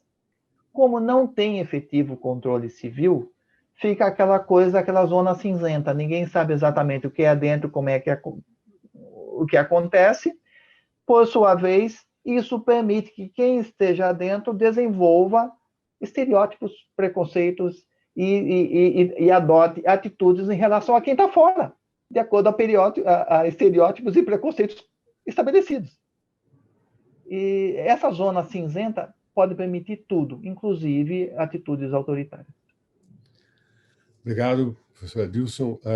Antes de devolver a palavra, porque tem mais pessoas inscritas, só que eu gostaria de lembrar que o general Vilas Boas deu uma entrevista no Piauí, do mês de janeiro ou fevereiro de 2018, e ali ele menciona expressamente, assim, revoltado com uma decisão que o Diretório Nacional do PT tinha adotado no segundo semestre de 2017, uma espécie de uma tentativa de análise crítica de toda a crise que nós passamos, e que o PT dizia, olha, nós erramos porque não discutimos a formação escolar dos militares no Brasil. Aí o general Vilas Boas dizia, isso é um absurdo. Eles querem interferir no currículo dos militares, essa gente não pode voltar no poder nenhum. Quer dizer, o que me assusta nisso tudo é o seguinte, é um servidor público, né? Que se sente intangível pelo poder civil, né? Intangível por aqueles que pagam o imposto e que mantêm o estamento militar funcionando. Mas eu queria passar a palavra para o advogado Tarquínio, Esmeraldo Tarquínio. Por gentileza, doutor Esmeraldo, pode formular a sua pergunta aqui. Quero te dizer, Crivelli, que o Esmeraldo é do Conselho do Santos. Eu o conheci quando ele foi candidato à presidência do Santos. Muito bom você ter vindo, Esmeraldo, fico contente. Pois é, eu estava lembrando o nome, que eu sou santista, o Namélia é santista também. Claro, eu não sou tão dedicado quanto a Anamélia, que não perde, até antes da pandemia, ia nos estados. É uma honra tê-lo aqui, doutor Esmeraldo, por gentileza. Pode formular sua pergunta. Muito obrigado, doutor Crivelli. Eu atendi prontamente, apesar do Santos estar jogando agora, eu atendi prontamente ao convite da Ana Amélia para poder ouvir. Lamentavelmente, não ouvi as palavras iniciais do professor Adilson Paes. Tive a oportunidade de ouvir as do professor Marco Aurélio Nogueira, com quem eu tive o prazer de alguma forma, conviver há alguns anos atrás, né, Marco Aurélio? Foram momentos muito importantes para mim, na minha formação pessoal, então é uma alegria poder revê-lo aqui. E eu agradeço essa deferência, doutor Crivelli, porque esse tema não há tema, para mim, mais atual e mais obrigatório do que este. A situação em que o país vive, não acho que seja uma coisa exclusiva do Bolsonaro, porque ele não tem esta capacidade, sob meu ponto de vista, essa capacidade de articulação e de montagem de um cenário que lhe seja favorável. Ele não consegue montar do começo ao fim uma coisa, mas ele se dispõe a receber a orientação, a formação e a informação de quem quer que seja, dos seus antigos pares militares e dos civis que se aproveitam de situações como essa para reeditar uma coisa que eu, quando era pequeno, costumava dizer, porque na época do golpe militar, da ditadura militar, da ditadura cívico-militar, sob meu ponto de vista, não foi só militar, ela foi cívico-militar, ela foi civil e militar, porque muitos apoiaram as marchas por Deus, família e qualquer coisa que valha, nos jogaram em décadas de trevas, mas elas reproduzem, de alguma forma, todo momento. Eu não sei aqui precisar quantas vezes os militares intervieram pelo bem do Brasil ou qualquer coisa assim, desde o Império. E a primeira manifestação militar sobre a República foi um golpe que o Floriano Peixoto aplica no Deodoro da Fonseca, e é uma demonstração do porquê que nós estamos vivendo essa situação. Não é uma novidade. Eu até tenho lido, eu não tinha lido anteriormente, tenho lido agora uma entrevista feita pela professora Maria Cecília Daquino, se não me engano, da da Fundação Getúlio Vargas do Rio com o general Geisel. E é uma entrevista muito interessante, porque, primeiro, é um painel histórico, ele viveu, né, o século XX inteiro e ligado aos militares já desde a década de 20, né? Então, é uma coisa muito interessante, inclusive o que ele fala sobre o Bolsonaro especificamente é uma coisa muito interessante, a influência da escola francesa, quando eles vieram fazer a missão francesa aqui no Brasil e tal, então essas coisas vão se somando ao que eu tenho vivido ultimamente. Eu, particularmente, sou uma vítima indireta do golpe militar e da ditadura cívico-militar, né? Meu pai foi político, ele foi cassado, e ele tem... E nós vivemos isso em casa, né? Nós vivemos isso no nosso dia a dia, porque nós não saímos nem de... Eu sou de Santos, né? Nós não saímos nem de Santos, nós não viemos nem para São Paulo ou não fomos embora do Brasil. Mas o fato é que, desculpem essa digressão aqui, mas o fato é que, no meu modo de ver, os militares nunca deixaram de querer exercer poder. De uma forma ou de outra, eles nunca deixaram de querer exercer poder. E aí vai no sentido, professor Marco Aurélio, naquelas 3 hipóteses que o senhor levanta, que você levanta, Marco, eu queria acrescentar uma observação. Nenhum deles, Santos Cruz, o Rego Barros, que foi porta-voz, o Augusto Heleno, que comandou as tropas militares no Haiti, o Vilas Boas, que dá cara à tentativa de golpe, quando publica aquele Twitter no dia anterior à publicação do voto da Rosa Weber no Supremo, na votação do habeas corpus do ex-presidente Lula, foram sendo sinais que foram sendo emitidos e, como bem disse o professor Marco Aurélio, nós, democratas, não fizemos o nosso papel. E é por isso que nós estamos à beira de um golpe contra as instituições brasileiras, contra a democracia, com cara de golpe democrático. Porque as pessoas acham que está tudo bem, que está tudo bacana, faz a passeata de motocicleta, ou faz a motociata. Passeata de motocicleta é um paradoxo improvável, mas essas coisas vão... Eu vejo as pessoas... Eu estou aqui numa cidade no interior, em Santo Antônio do Pinhal, e eu vi uma passeata aqui na época da campanha do Bolsonaro, eu fiquei horrorizado.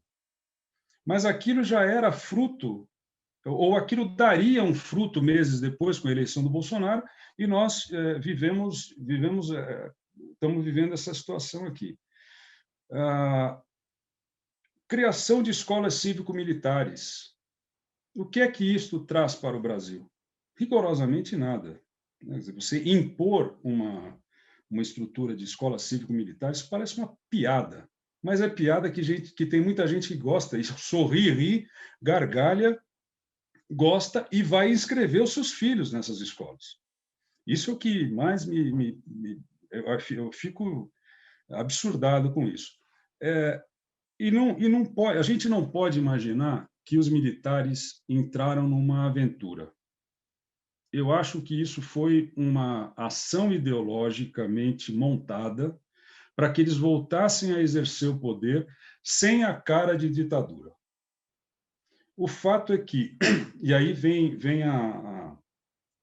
essa observação em relação às hipóteses do professor Marco Aurélio, que é a seguinte: quer dizer, eles me parecem que eles estavam muito prontos, muito à vontade para participar, porque todos esses militares, eu de alguma maneira acabo convivendo um pouco com militares lá em Santos, do Exército e da Marinha principalmente, e é perceptível que a influência da formação ideológica baseada no século inteiro de formação nas escolas militares não abandona essas pessoas.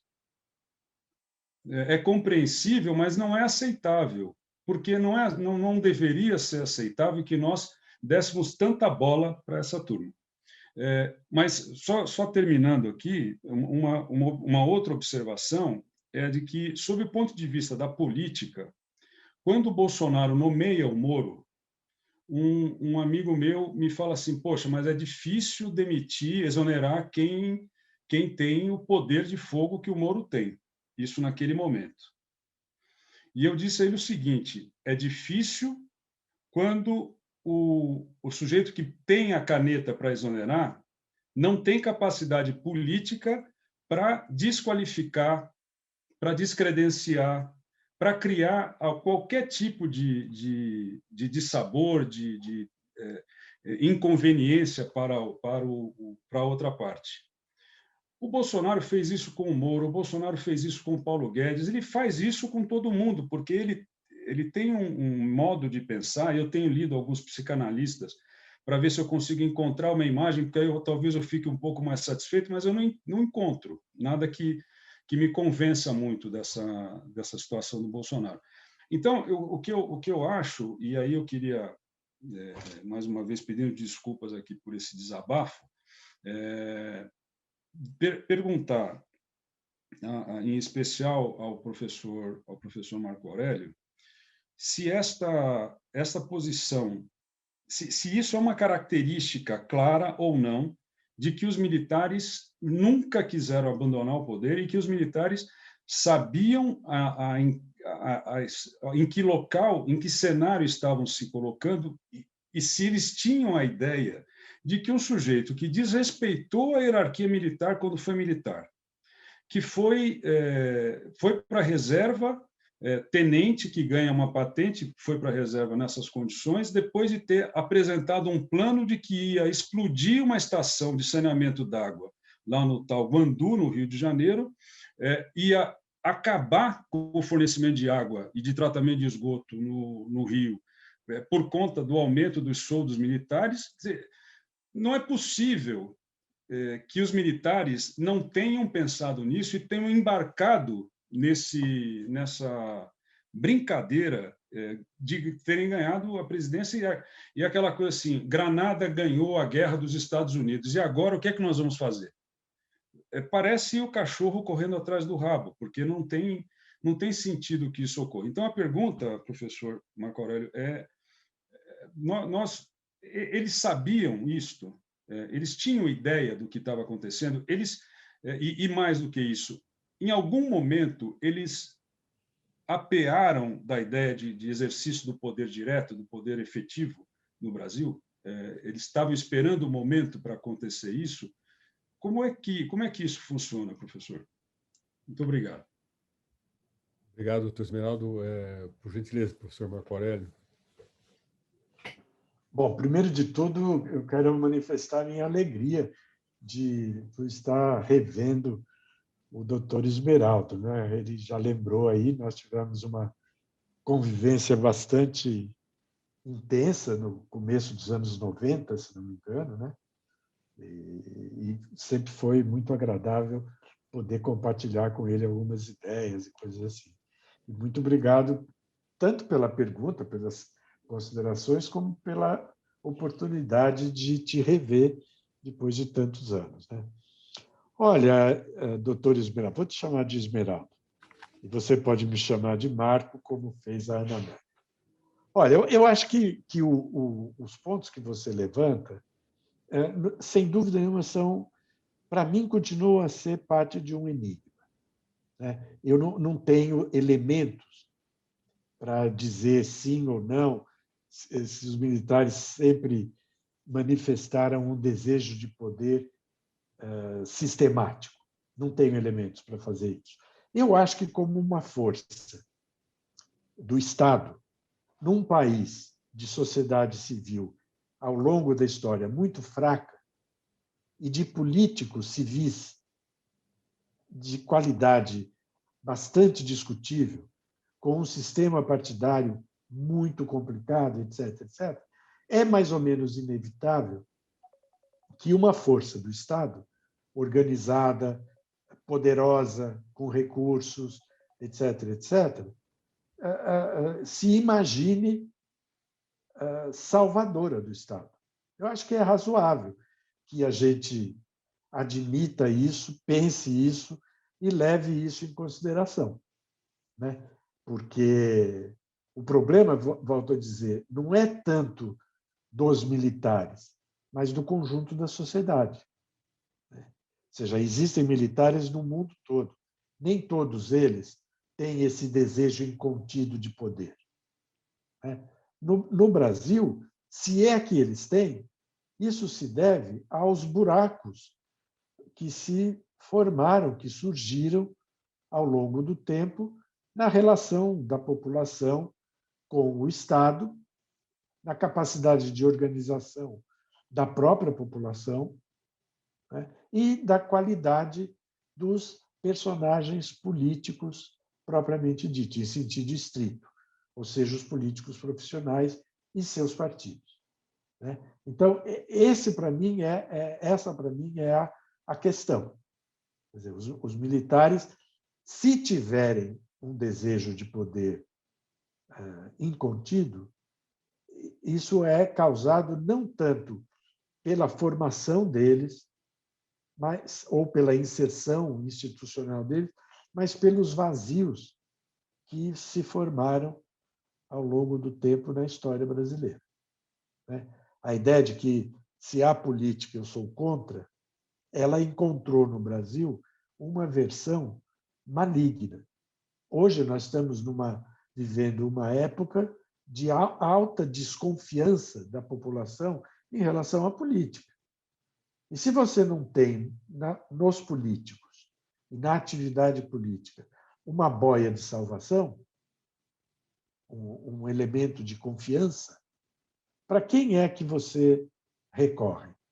Você pode recorrer para a religião, para as igrejas, ou você pode recorrer para forças que estão organizadas e que têm uma certa capacidade de intervenção na vida das pessoas. Eu me sinto mal pensando isso, mas, ao pensar isso, eu constato que eu tenho uma visão muito negativa da própria sociedade brasileira. E eu não quero ter essa visão. Eu acho que o brasileiro ele tem muito mais virtudes do que defeitos, como povo, né? E ele foi se deixando estragar. Quer dizer, agora, você me pergunta aí se houve uma época em que os militares se recolheram. Eu acho que houve. Eu acho que, ao longo dos anos 90 e uma parte dos anos 2000, os militares ficaram na sua posição institucional. Não manifestaram grande desejo de poder. Podem ter seguido, certamente seguiram, com os seus esquemas de formação, que foram trabalhando a mentalidade dos oficiais e dos jovens cadetes, como lembrou aí o professor Adilson. Formou-se, então, uma mentalidade militar desejosa de poder, né? Por conta da inflação egóica, tão bem lembrada aqui pelo professor Adilson. Se eu sou tão bom, por que é que eu vou deixar os outros estragarem o meu país, o meu Estado, o que seja? Então, eu iria por aí, levando em consideração que essa é uma questão difícil de ser respondida assim, de forma categórica. Tá? E obrigado pela sua pergunta. Muito obrigado, professor Marco Aurélio. Antes de eu passar a palavra para o doutor Adilson, a doutora Ana Amélia tem um problema de urgência. Doutora Ana Amélia, por gentileza.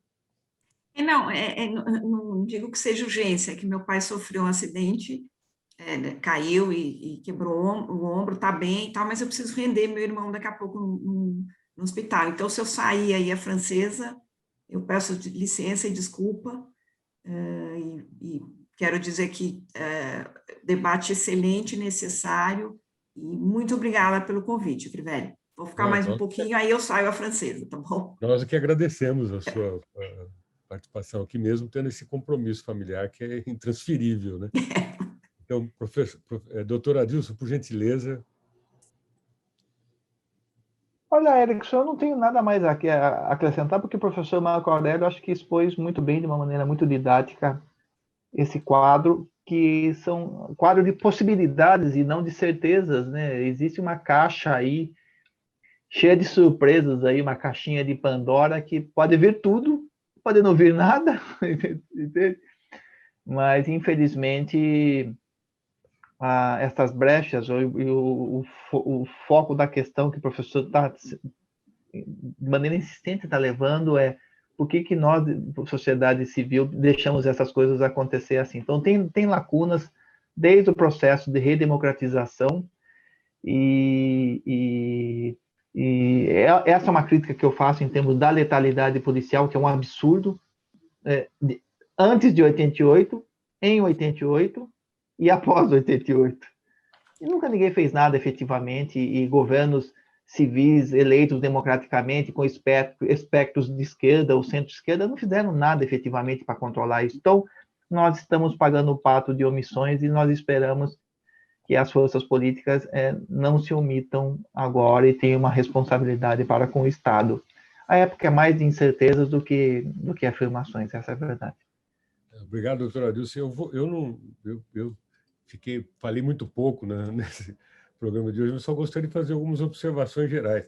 Eu fiquei impressionado com essa informação, que eu desconhecia, que a Inspetoria Geral das Polícias Militares funciona no Exército, é isso? Ou o próprio Exército, as outras forças não participam desse controle? Não, pelo Decreto-Lei 667 de 69, que continua em vigor, a IGPM é um órgão do Exército Brasileiro, ele não é tão turbinado como era na época da ditadura, mas ele ainda existe, é um general de brigada ou divisão, que é o seu titular, e as polícias militares do Brasil são obrigadas periodicamente, na minha época era mensal, agora eu não sei se é bimestral ou trimestral, enviar relatórios de tudo, efetivo, viatura, munição, etc, etc. É um controle, um acompanhamento constante. Mas isso eu não atribuiria nem ao regime cívico-militar de 64, porque isso é caudatário dos anos 30, né? O trauma de 32, o controle das polícias do grande exército paulista, das polícias estaduais, que tinham um peso muito significativo nesse período, né? Pós-32 houve esse trauma, realmente, mas a lógica da IGPM foi criar uma doutrina de ação das polícias militares sob a égide da doutrina de segurança nacional, com o viés repressivo, imiscuído no seio da sociedade com mais capilaridade que as Forças Armadas para o combate dos inimigos da nação. E isso permaneceu. Por isso que se mata tanto assim. Por isso também que se mata tanto assim, porque são tropas de ocupação do território inimigo, infelizmente. Não, acho que o complemento da frase ficou bem claro. Quer dizer, como é que é feito, como opera a visão militar sobre o papel de polícia, né? E aproveitando, Erickson, desculpa se eu estou tomando muito tempo, então, mas veja bem, nós temos hoje um Ministério da Justiça que já teve vários nomes, agora está com o nome de Ministério da Justiça e Segurança Pública. Nós temos um órgão chamado Secretaria Nacional de Segurança Pública. Esse controle das polícias poderiam ser executados por um órgão do Ministério da Justiça, pela Senasp, por exemplo. Não precisa de um militar tomando conta. Ou seja, mais omissões, mais acomodações, em nome de uma tal governabilidade, que a gente não sabe exatamente o que é isso, mas que não está produzindo governabilidade. Essa é a verdade. Para encerrar aqui a minha participação e também o programa, se vocês quiserem fazer mais observações, mas eu tendo a concordar em grande medida com o professor Marco Aurélio. Eu acho o seguinte: nós vivemos um processo de descrédito das instituições, a crise política muito intensa de 2013 para frente, que acho que nós não viramos essa página ainda. Quando a gente vive um descrédito, tem várias, não é só o estamento militar que se apresenta como solução de salvação da pátria. Os juízes, Ministério Público. Nós tivemos esses fenômenos, que são instituições que, na Constituição de 88, ficaram empoderados, que também tentaram ocupar o espaço de protagonismo político, de apresentar respostas. Digamos o seguinte, os excessos da Lava Jato e excessos que foram cometidos ao longo do processo desses últimos anos também levaram ao desgaste essas instituições também. Ao fim e ao cabo, talvez as Forças Armadas seja a última instituição que não tenha pago nenhuma conta severa, né? Apenas a GLO mal sucedida do Rio de Janeiro, com alguns vítimas civis, mas não chegou a ter uma consequência tão drástica, né? Então, talvez as Forças Armadas continuem aparecendo na cabeça do cidadão médio brasileiro como uma instituição, como se fosse uma reserva moral, aí para usar uma palavra que os setores conservadores gostam muito, né, de uma reserva moral da pátria. Enfim, eles voltam à cena emulados por esse processo de crise que a gente está vivendo. Então, eu acho que, de fato, eu não acredito que as Forças Armadas tenham ficado conspirando. E tem um fenômeno que a gente deve considerar também, que é das redes sociais, né? Quando as redes sociais entram em operação, a hierarquia, digamos assim, a tradicional ordem do dia que se lia nos quartéis deixaram de ser um instrumento de conexão, de comunicação entre o comando das forças e digamos, o chão dos quartéis, né? A soldadesca. Hoje as redes sociais atravessam todas as instituições de forma transversal e horizontal, como também as Forças Armadas não estão imunes a isso, como juízes, como a sociedade civil. Então, eu acho que esse processo todo somado, eu tendo a crer que as Forças Armadas têm um viés autoritário, isso eu não discuto. Eu acho que tem mesmo, porque é um problema de formação, mas que almejem o controle do Estado outra vez, eles sabem o tamanho do desgaste. E acho que, lembrando que, de certa maneira, as Forças Armadas também sofreram a tentação, a sedução aí do patrimonialismo que faz parte da cultura brasileira, que está entranhada na nossa cultura. São nada, são mais que 5 ou 6 mil pessoas que foram receber um DAS, né, designação de assessoria superior, que em algumas situações dobra a remuneração do militar que vai para a administração. Então, eu acho que tudo isso está junto e misturado na crise que nós estamos vivendo, em crise de autoridade, que a autoridade civil se desgastou também consideravelmente. Então, isso eu devolvo a palavra se vocês gostariam de fazer alguma observação final. Eu não tenho nenhum mais, deixa eu verificar, acho que não há mais nenhum mais inscrito. Então, portanto, doutora Adilson, o senhor está aqui ocupando a tela ainda. Se eu quiser fazer suas últimas considerações, depois eu passo, em finais, eu passo para o professor Marco Aurélio. Eu agradeço imensamente a oportunidade do debate, a oportunidade de conhecer, não vou dizer pessoalmente, né, professor, porque nós estamos na mesma sala, mas virtualmente, o professor Marco Aurélio. Sou leitor dos livros do Norberto Bobbio, muitos deles traduzidos pelo senhor, porque o meu orientador de mestrado foi o professor Celso Laffer. E falar em Celso Laffer é falar em Norberto Bobbio e Hannah Arendt, né?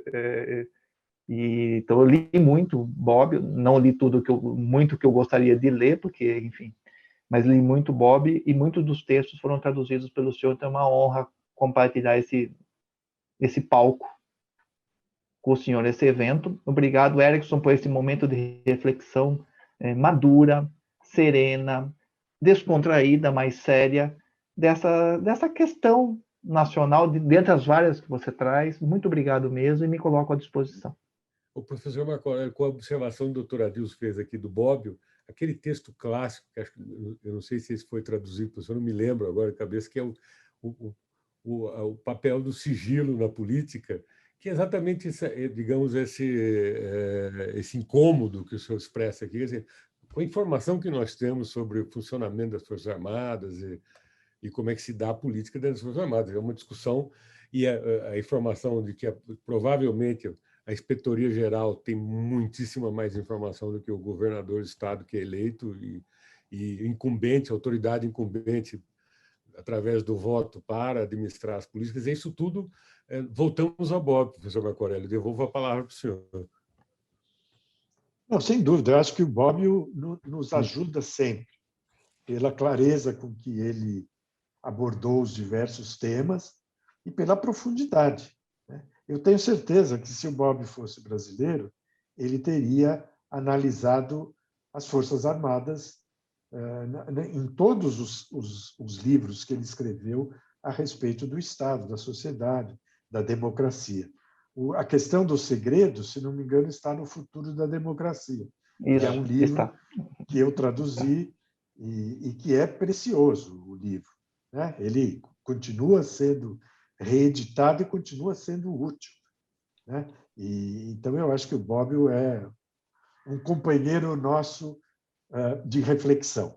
E eu só tenho a agradecer essa nova oportunidade que o Crivelli me deu de poder participar aqui de um dos seus webinários e manifestar a minha alegria de poder ter conhecido virtualmente o doutor Adilson, o professor Adilson, a doutora Ana Amélia, os demais que participaram aqui, e de ter podido rever o doutor Esmeralda, né, que de fato, foi uma surpresa, e eu fiquei ainda mais contente com o convite que eu recebi e com esse debate que, para mim, foi extremamente rico e muito esclarecedor de várias questões que nós estamos enfrentando hoje na vida nacional.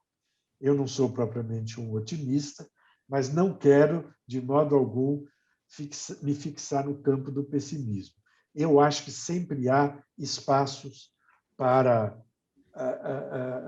recuperar o tempo perdido e para fazer coisas melhores numa sociedade tão carente, tão maltratada como é a brasileira.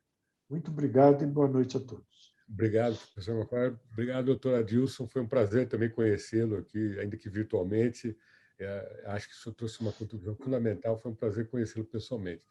Bom, obrigado a todos e todas por mais esse evento. Na quarta-feira que vem, nós vamos discutir cultura do privilégio com o professor Antônio Prado, que foi da CEPAL, foi da FAO também passou pelo BNDES, e irá discutir esse conceito que o professor Antônio Prado abriu na CEPAL, e agora está preparando uma obra sobre isso, e nós vamos discutir com ele na quarta-feira que vem.